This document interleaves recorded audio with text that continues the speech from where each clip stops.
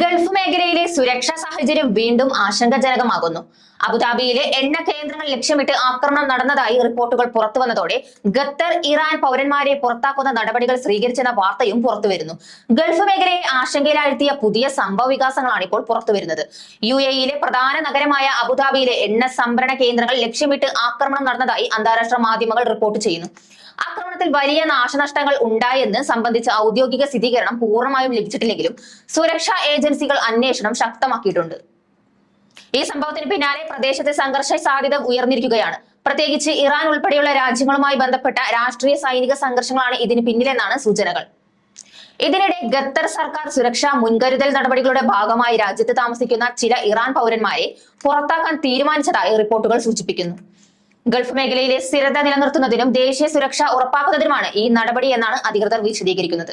അതേസമയം United Arab Emirates ഗവൺമെന്റായും മറ്റ് Gulf രാജ്യങ്ങളും സുരക്ഷ ശക്തമാക്കിയിട്ടുണ്ട്. എണ്ണ ഉൽപാദനവും വിതരണ സംവിധാനങ്ങളും സംരക്ഷിക്കാൻ പ്രത്യേക സൈനിക വിന്യാസവും ഒരുക്കിയിട്ടുണ്ട്. അബുദാബി ആക്രമണവും ഖത്തറിന്റെ നടപടികളും ഗൾഫ് മേഖലയിലെ സംഘർഷം കൂടുതൽ സുരക്ഷമാക്കാനുള്ള സാധ്യതയുണ്ട്. അന്താരാഷ്ട്ര തലത്തിൽ ഇതിന് വലിയ പ്രത്യാഘാതങ്ങൾ ഉണ്ടാകുമോ എന്ന ആശങ്കയിലാണ് ലോകം ഇപ്പോൾ ശ്രദ്ധ കേന്ദ്രീകരിക്കുന്നത്.